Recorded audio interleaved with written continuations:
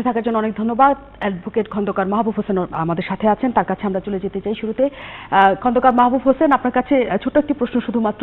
রাশেক রহমান বলেছেন, নিশ্চয়ই আপনি শুনেছেন, যে নাশকতা ছেড়ে যদি আপনাদের পক্ষ থেকে কি নিয়ে সংলাপ করতে চান সেই সুনির্দিষ্টভাবে সরকারকে জানান, সরকার নিশ্চিতভাবে সেই সংলাপের প্রতি আগ্রহী হবে। আপনার পক্ষ থেকে মতামত কি? দেখেন, এটা একটা রাজনৈতিক সমস্যা। এই সমস্যার উৎপত্তিটা আপনাদের আমাদের বুঝতে হবে। একটি নির্বাচনে বর্তমান এবং রাজনৈতিকভাবে বিরোধী দল চাচ্ছে একটি গ্রহণযোগ্য নির্বাচন দ্বারা জনসমর্থিত একটি সরকার প্রতিষ্ঠা। যে মুহূর্তে সরকার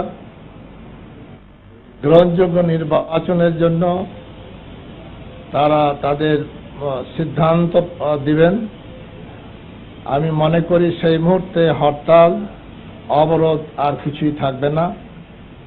এবং হরতাল অবরোধের সঙ্গে যে দুষ্কৃতিকারীরা যারা জঘন্য কাজকর্ম করছে তাদেরও সেই কাজ করার সুযোগ থাকবে না। তো বিষয়টিকে রাজনৈতিকভাবে দেখতে হবে।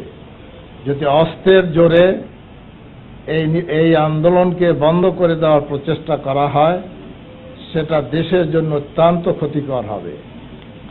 আপনারা দেখেছেন ইতিমধ্যে বাংলাদেশের ৭৫,০০০ কোটি টাকা আমরা হারিয়েছি, আমাদের অর্থনীতি ধ্বংস হয়ে গেছে। তাই আমার একটি নিবেদন, যে সরকার যদি বোমাবাজ বা যাদের কথিত বোমাবাজদের সঙ্গে আলোচনা না করতে চান, তারা নিজেরা বসে বা দেশে যারা বুদ্ধিজীবী সমাজ আছে তাদের সঙ্গে বসে একটা গ্রহণযোগ্য নির্বাচন পদ্ধতি বের করুন। যে মুহূর্তে নির্বাচন পদ্ধতি তারা বের করে বলবেন যে এইভাবে আমরা গ্রহণযোগ্য একটি নির্বাচন করতে চাই, দেখবেন হরতাল করা হবে। রুহুল আমিন গাজী, আপনার কাছে কিছু শুনতে চাই, শেষ মুহূর্তে আছে আমরা, ছোট্ট করে। আপনি তো আমাকে সময় দিলেন না, এত আমি খুবই দুঃখিত, কারণ সবার সাথে কথা বলতে হচ্ছিল, দেখে নিয়ে আসছেন সেটাও বুঝি না আর কি। কারণ দর্শকরা প্রশ্ন করছে আমার কাছে, আপনারা টাইম দিচ্ছেন অন্য জায়গায়। রাশেদ ঠিকই বলছে, টাইম কিন্তু রেশনাল হওয়া দরকার। আমিও খাওয়া খাচ্ছি, সেটা কিন্তু রেশনাল হয় না। নানান দর্শক নানান প্রশ্ন করেছে। আমি জাহাঙ্গীরনগর নানক সাহেব শ্রদ্ধেয় ব্যক্তিত্ব, ভালোবাসি ওনাকে। রাশেদ কয়েককে থেকে ভালোবাসি। চমৎকার উপস্থাপন করেছে এবং তার উপস্থাপনা এবং যুক্তি খুব উপভোগ্য বিষয়। কিন্তু রাশেক, এখন প্রশ্নটা হলো যে আমরা প্রান্তিক জায়গায় চলে যাচ্ছি, এইটা রাজনীতির জন্য খুব অশুভ লক্ষণ। আমি নানক সাহেব দেখলাম রাজনৈতিক অপমৃত্যু, রাশেদও প্রান্তিক, যে এখানে আর কোনো পথ নাই, আগে মানে সে ধ্বংস করো, তারপর দেখা যাবে যা হবার হবে। এখন কথাটা হলো আগে নাশকতা প্রতিরোধ করো।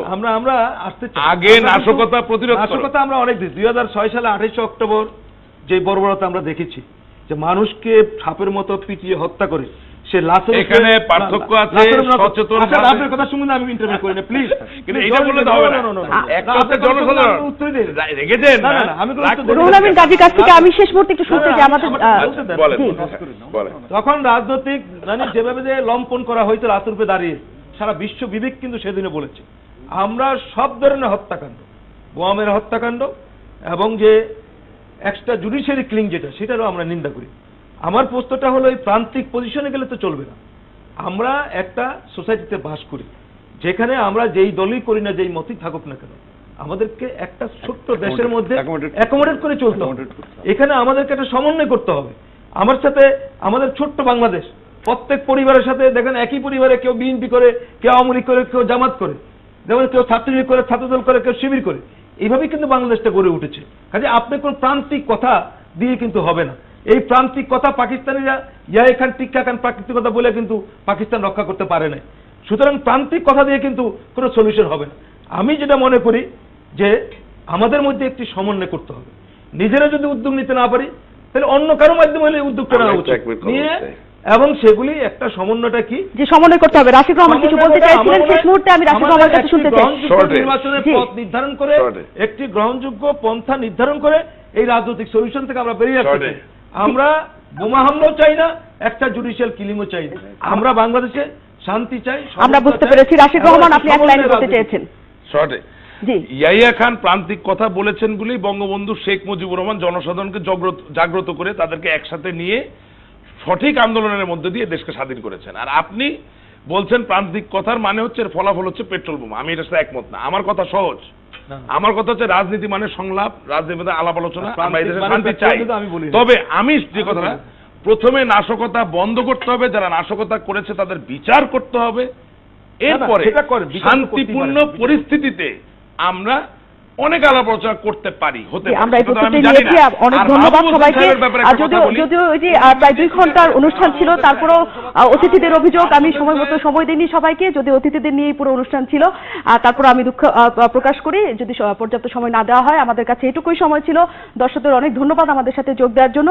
এবং যে তর্ক চলছে তারপর আমরা শেষ মুহূর্তে অন্তত এটুকু জানতে পারলাম যে নাশকতা বন্ধ করলে আলাপ আলোচনা একটি পথ খোলা হতে পারে, এবং 2 দল না হোক, মাঝখান থেকে কেউ এসে এই 2 দলের দ্বন্দ্ব বন্ধ করে পুরো জাতিকে এক ধরনের শান্তির বাংলাদেশ দিতে পারে। এই ছিল আমাদের আজকের মতো বাংলাদেশ সংযোগে। আসছে সপ্তাহে আমরা হাজির হব নতুন কোনো বিষয় নিয়ে। সেই পর্যন্ত সবাই ভালো থাকুন, সুস্থ থাকুন আর প্রতিবাদী হন সকল অন্যায়ের বিপক্ষে।